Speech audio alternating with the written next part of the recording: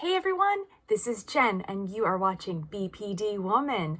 Welcome back. If you are new to the channel, thank you so much for finding me here. And if you are tuning back in, welcome back. I appreciate all of your support, views, content, and your comments especially. They're super valuable. I really learn from each and every one of you. You all help me to see something different. On this channel, you will learn how to live more effectively with borderline personality disorder. You will better understand why it is what you do and why you do it. You will learn why your emotions are so debilitating sometimes. You'll learn how to better manage those relationships, feelings, and be a better problem solver using skills like DBT, and I'll be weighing in on my own personal experiences. I am not a psychologist, therapist, or life coach, but I am someone who can answer the question, what is it like to live with BPD? I was diagnosed with borderline 20 years ago, and since then I have made a strong, consistent, dedicated approach to my recovery, which has included at least 4 to 6 rounds of DBT or dialectical behavior therapy, research, intensive therapy, groups. I own every major text. I've completed every major workbook, and I've really thrown everything at it in order to better manage my emotions, to better understand why what happens to me, and how I can grab a hold of it so that I can lead a more effective life. And for me especially, that means career, finances, and relationships. So if that sounds good to you, please hit subscribe and the button below. It just takes a minute. I produce about 3 to 5 videos each week, and there's always cool, new, fresh content. So if that sounds good, hit the button and let's get going. Today, I didn't plan to do this video.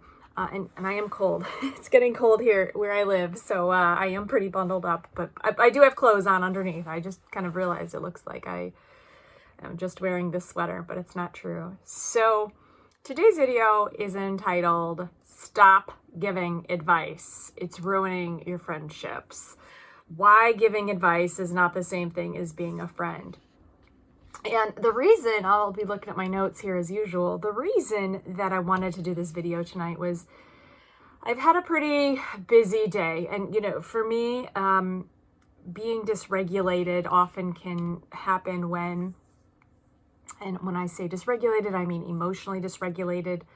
You know, I tend to book my schedule way more than I can actually accomplish. I don't give myself time to rest or breathe, and you know, oftentimes I let myself down because there's just no way that I can accomplish everything that I want to accomplish.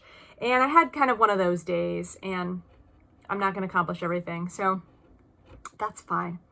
But I had a friend reach out to me today, and we're pretty close. We probably chat every day, every other day, both on the phone and on text. And she is dealing with a ex from hell. I mean, you know, you name it, the guy's doing it, stalking, he's partially homeless, he does drugs, he sells drugs, he has no money to his name, he has 2 kids that he's fathered that he's never met, doesn't financially support. He's a deadbeat. I know we shouldn't use labels, but he's a real piece of shit. And he's stalking her, even though she has a restraining order. So, this friend of mine is about my age, and I've been married, and I've dated many a loser in my life. And she is trying, she says, she deals with several issues. But primarily what's been going on is this guy who she kicked out. Now, they were friends for a couple of years, and then they married sometime. It was about a year ago now. About 4 or 5 months later, she kicked him out of her home for drug use, and he's pretty much been homeless or sleeping on people's couches. Like, his family doesn't want to have anything to do with him.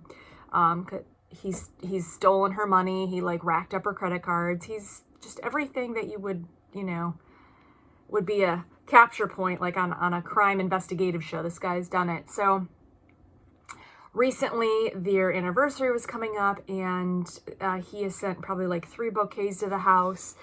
Even though he's blocked, he sends emails, he'll send texts from like an app that'll scramble the phone number, and she'll block them every time, but occasionally she'll go and she'll read the blocked content. Recently the guy has really ramped up his efforts to contact her. He's contacted one of her friends, who also happens to be one of his ex-wives, and he's also emailing my friend's mom. So my friend can have some trouble sometimes setting goals and accomplishing them. For me, that's really important, that I set a goal and I make a plan, because I know for me, doing that plans me up for the best success of the day, right? I take a look at what's coming ahead. I make room for it. Do I have the money, the time, the resources, the emotional energy? Boom, I'm on it. So she kicked this guy, like I said, over 6-7 months ago, 8 months ago. They don't have any children. They don't own any assets. And I don't understand, and this is the point that I'm about to make, I don't understand why they're not divorced, and I don't understand why she keeps wanting to talk to me about it, even though we have had many conversations, repeated conversations, sometimes the same conversation the same week, multiple times, about what to do. She'll ask me for legal advice. She took out a restraining order against this guy that she filed the own paperwork. But because the guy doesn't have a physical address, because he's a homeless drug dealer, if he violates the restraining order, which he clearly does on a daily basis by calling her, and the guy's been violent. Like, that's the whole reason that there's a restraining order. He punched holes in the walls. Even if she wanted to enforce the restraining order, there's no way for the deputies to find the guy to, arrest him and take him in for a violation of the order. However, she hasn't reported this to the authorities either. And so just a couple days ago, she was concerned about this. He was being creepy, sending her creepy messages, texting her mom, saying he had something special planned for her. He wanted her to come to meet him, should he send a lift for her, etc. And she's like, well, could you take a look? She said to me again, could you take a look at some of this legal documents? And I was like, listen, I know money is important to you. I said, she was asking for my advice. I said, I'm happy to look at something, but, I think your best bet, I'm not a lawyer, your best bet is to, try and contact as many lawyers as you can. Most of them will at least give you a 15-minute free consultation over the phone. Lots of them, before they ask for a retainer, will give you an hour consultation in the office. Talk to 50 of them over the phone. Like, you'll get, I said, tell them everything that's going on and ask them, how can I make this stalking stop? And what is the quickest, fastest, cheapest way for me to be rid of this guy? I mean, he has no money to fight her. It should be pretty straightforward divorce. Well, she doesn't do that, And then we'll have the same conversation again. And we'll have the same conversation again. And, her house is kind of in disarray. It's a little bit of in disrepair. And the sliding glass door, she just texted me earlier, the sliding glass door doesn't work because the canopy overseeing part of the patio is literally falling in on the structure, and so the door won't move. So now she has an open door. All the guy would have to do is jump a 6-foot wooden fence. Easy enough, right? So we'd already talked pretty extensively earlier today and pretty extensively yesterday. And she's never opened up too much about this to me. This has been pretty recent. And today I was sitting at my desk just a little while ago before I decided to make this video. I was going through some notes and paying some bills and just kind of trying to get things off my schedule. So I was already feeling a little bit overwhelmed. And she started up with the texts again. 1, 2, 3, 4, 5. sending me screenshots of like another bouquet delivery, of a, you know, email that he had sent, like, are you coming tonight? Are you going to meet me? Apparently this is one of their anniversary dates. The third text was, maybe I should stay home tomorrow. Like, I'm scared. And, you know, I didn't reply. I didn't get like super angry about it. But I got annoyed. And I was like, okay, I don't want to be like taken off my own course right now. I want to just finish up what I need to finish up, stay on track. I'm not going to text her. I probably won't text her for the rest of the night because there's things I want to do. Maybe right before I go to bed, you know, text her, put my phone on do not disturb for the night. And I got annoyed, you know, like I felt like being like, I wanted to text her and say, okay, did you call the attorney? You know, did you clean up your canopy so that you can have a door that locks?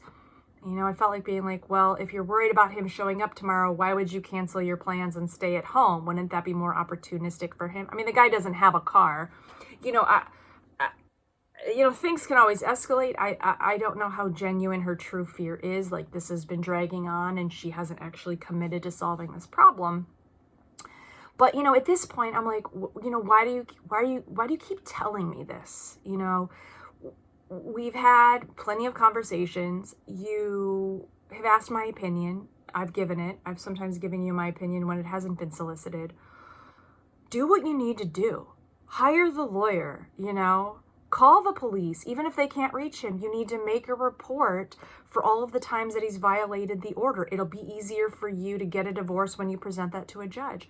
It befuddles me, you know. I'm like, it's so clear. Like, you know, she has time to go out with her friends. She has time to sit on the couch for hours at a time. She has time to do other things that may be fun or appealing. Well, then you have the time to contact a lawyer. You have the time to find out how to serve him. I mean, there are ways of, you could get a private investigator. I mean, this isn't lost, right? And I was wondering, you know, then I kind of started to feel bad that I was having this reaction, right? You know, like I really love my friend. Like, she's supportive to me. She's been really good to me. She can be a bit flaky, but overall we have a really good relationship. And I started to think, well, why am I so upset by this? Why is this irritating me? And the answer is, I want to give advice. Why do I want to give advice? Why do I want to give advice and then just like let it sink into her and then like get it over with?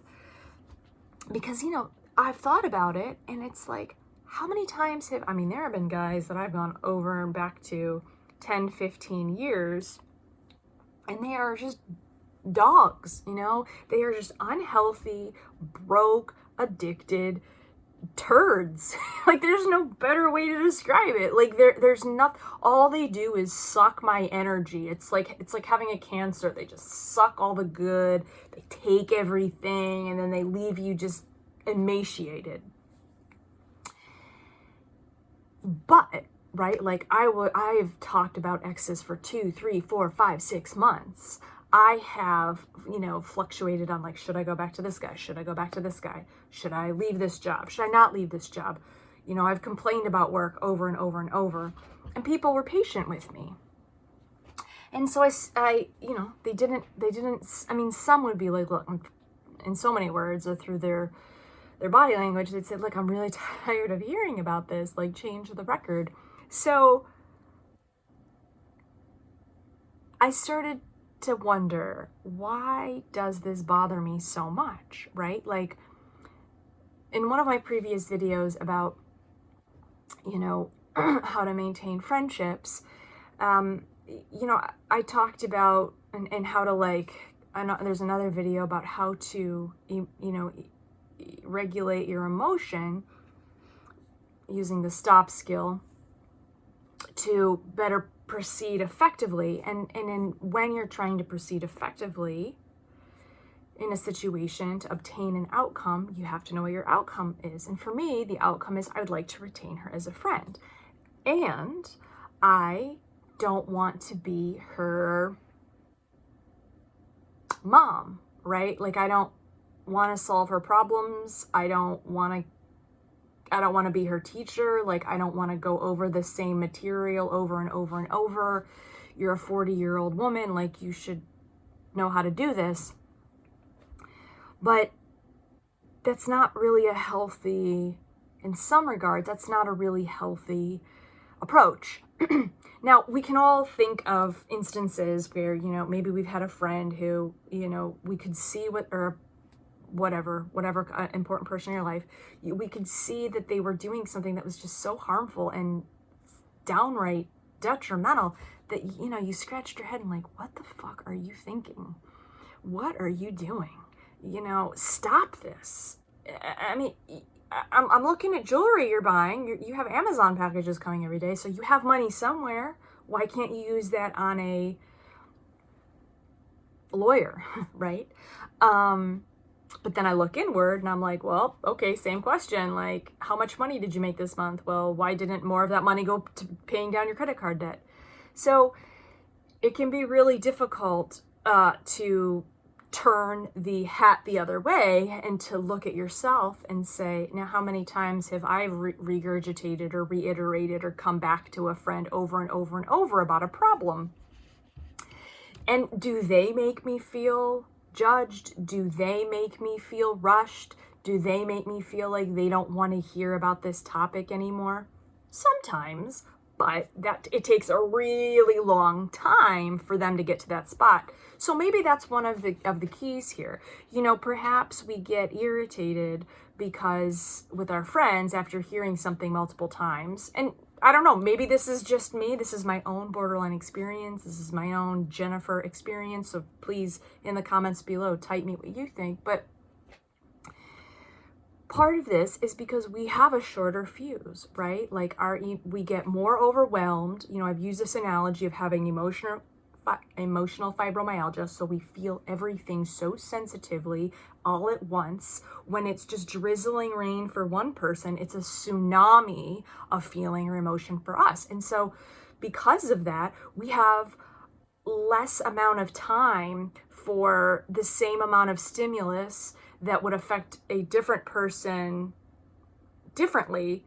We have less amount of time to wait on getting annoyed. So like maybe somebody could hear the same story 10 times, like a different person could hear the same story 10 times and not get annoyed, where I hear it 3 times and I'm like, ugh.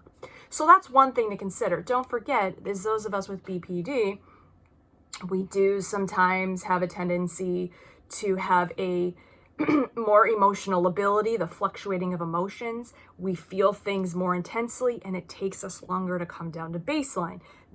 This is a good time then to use your skills, your emotional regulation. And I'm going to start doing some DBT videos about those. Perhaps another reason to explain why we want to give advice and instead of validating our friend, if our friend comes to us, it's not always because they want advice. They may just want to vent. They just may want to get support. They may want to feel validated. Validating is not solving someone's problem. In fact, validating is sometimes just listening. Validating is sometimes just reiterating back to the person what you've heard. It sounds like you're really annoyed with this guy. Is that, do I understand that correctly? It's asking questions of them. Wow, this is really getting out of hand. What are you going to do about this? It could be relaying a similar experience that you've had. I remember when an ex wouldn't leave me alone. Man, that took a really long time to go through. It makes sense that you're feeling so stressed out right now. Those are ways that you validate that don't make you feel judged. They make you feel embraced, right? But if I were to reach out to her and be like, would you just get a lawyer already? Like, how many times do you need to talk about this? Like, just be an adult and fucking do it. What would the outcome be then? Would I have met my goal to retain a friendship? No. But if I am too overwhelmed, then it does behoove me, if retaining the friend is my goal, to stop, take a step back, use my validation skills, my give skills. Give stands for gentle, interesting, validating, easygoing in the DBT module of interpersonal effectiveness. You do need to remember that that can be difficult for you to get to if you are feeling dysregulated. So there's nothing wrong with like not responding to a text right away. Even if somebody's like, are you still there? You know, are you going to text me back? You can take your time if you're busy doing something else before you reply, which is, by the way, what almost everyone else does, right? Like sometimes you don't get a reply right away, and that's fine. Another thing to think about is that, those of us with BPD are sometimes very super intelligent, highly motivated, good problem solvers. We're go-getters, we're doers, we're planners, we get shit done. The thing that generally stops us or interferes is our emotion. So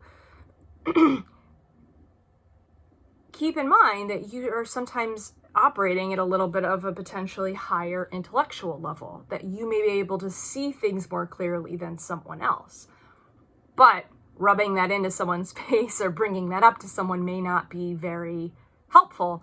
The reason I'm expressing it to all of us, all of you, is just so you're aware that this could be another component. If your goal is to keep friends, keep relationships, obtain goals, then using validation and using your emotional regulation skills is one of the best methods to obtain that. Knowing why you feel angry or irritated is also helpful to know, and that requires some reflection. Is it because, our emotional fibromyalgia is too intense for us to handle at that point? Are we not in a place, are we not in wise mind so that we're not judging people? Can we ask ourselves, can we stop ourselves and say, am I about to do something that's going to go against my goals? Anyway, let me know what your thoughts are below.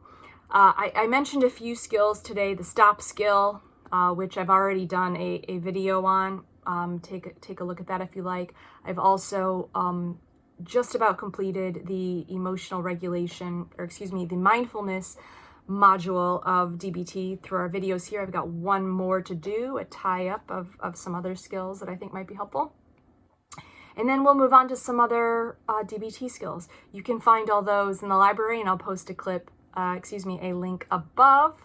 Thank you again for taking the time to tune in. I really appreciate it. I'd love to hear your comments below. Until next time, be effective. Bye, everyone.